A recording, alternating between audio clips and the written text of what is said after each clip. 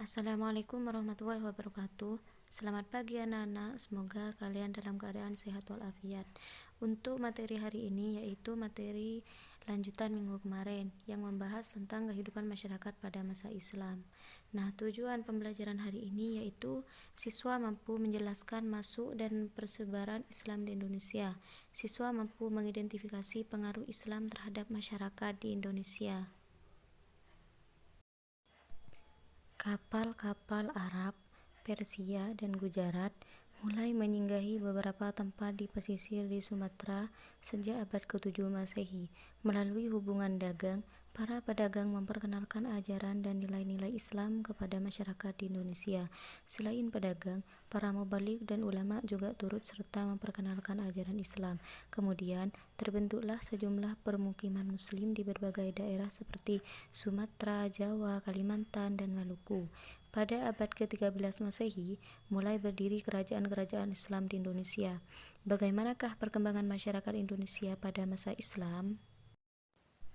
Masuknya Islam ke Indonesia. Teori pendapat masuknya Islam ke Indonesia yang pertama yaitu teori Gujarat. Teori ini berpendapat agama Islam masuk ke Indonesia abad ke-13. Pembawanya berasal dari Gujarat, India. Dasar teori ini, kurangnya fakta yang menjelaskan peranan bangsa Arab dalam penyebaran Islam ke Indonesia. Hubungan dagang manusia Indonesia dengan India telah lama melalui jalur Indonesia, Gujarat, Timur Tengah, Eropa. Adanya batu nisan Sultan Malik As-Soleh tahun 1297 yang bercorak khas Gujarat. Yang kedua, teori Mekah. Teori ini berpendapat bahwa Islam masuk ke Indonesia pada abad ke-7, pembawanya berasal dari Arab. Dasar teori ini adalah abad ke-7, tepatnya tahun 674, di pantai barat Sumatera sudah terdapat perkampungan Arab di Palusi. Yang ketiga yaitu teori Persia. Teori ini berpendapat bahwa Islam masuk ke Indonesia pada abad ke-11 dibawa oleh orang Persia. Dasar teori ini adalah persamaan budaya Persia dengan Indonesia, contohnya peringatan 10 Muharram atau Asyura. Yang kedua yaitu persebaran Islam di Indonesia. Yang pertama, perdagangan. Salah satu cara masuknya Islam ke Indonesia adalah melalui perdagangan yang dilakukan oleh beberapa pedagang dimulai pada abad ke-7 Masehi sampai abad ke-16 Masehi. Yang kedua, pernikahan. Selain perdagangan, penyebaran Islam dilakukan melalui pernikahan. Para pedagang Muslim yang menetap di sektor pelabuhan banyak yang melakukan pernikahan dengan penduduk setempat. Dari pernikahan ini terbentuklah ikatan kekerabatan yang besar antara pihak laki-laki dan keluarga pihak wanita. Yang ketiga, pendidikan. Penyebaran Islam di Nusantara dilakukan juga melalui pendidikan dengan cara membangun pesantren oleh para kiai. Jika kiai tersebut semakin terkenal, maka pesantren tersebut akan semakin berpengaruh dalam kehidupan masyarakat. Yang keempat yaitu kesenian. Penyebaran Islam juga dilakukan melalui pertunjukan seni, seperti pertunjukan wayang kulit. Disebutkan dalam cerita tutur bahwa Sunan Kalijaga adalah seorang dalang yang sangat mahir dan sangat disukai rakyat. Beliau secara perlahan-lahan memasukkan unsur-unsur agama Islam dalam cerita dan pertunjukan wayang sehingga akhirnya dapat menarik rakyat untuk masuk agama Islam. Pengaruh Islam terhadap masyarakat di Indonesia. Yang pertama, bidang politik. Sebelum Islam masuk ke Indonesia, sudah berkembang kerajaan-kerajaan Hindu-Buddha. Kerajaan-kerajaan tersebut kemudian mengalami kemunduran dan digantikan perannya oleh kerajaan-kerajaan Islam.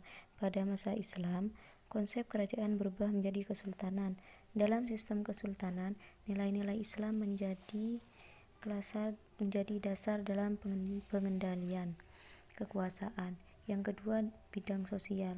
Dalam masa Hindu-Buddha terjadi perbedaan yang tegas antara kelompok masyarakat. Perbedaan ini disebut dengan sistem kasta. Sistem ini membedakan masyarakat menjadi golongan Brahmana, Ksatria, Waisya, dan Sudra. Setelah Islam masuk, sistem kasta menjadi pudar karena ajaran Islam tidak menerapkan sistem kasta. Meskipun demikian, pada masa Islam masih terdapat penggolongan kelompok masyarakat. Di Jawa misalnya, seorang ulama diberi gelar kiai. Nah, sebuah gelar yang menunjukkan ketinggian derajat pada struktur sosial di masyarakat itu, begitu pula dengan para penyebar agama Islam yang diberi gelar sultan. Gelar ini menunjukkan status sosial yang tinggi. Yang ketiga, bidang agama. Pada masa Islam, sebagian besar masyarakat di Indonesia menganut agama Islam. Meskipun demikian, masih terdapat masyarakat yang menganut agama Hindu, Buddha, atau menganut kepercayaan terhadap roh halus.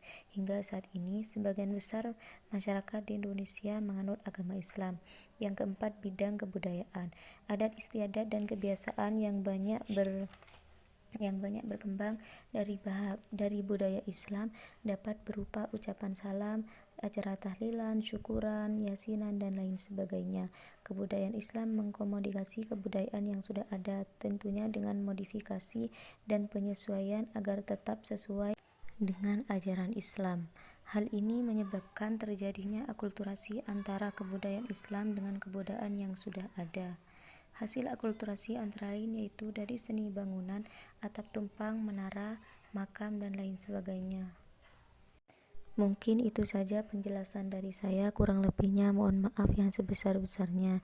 Saya akhiri, wassalamualaikum warahmatullahi wabarakatuh.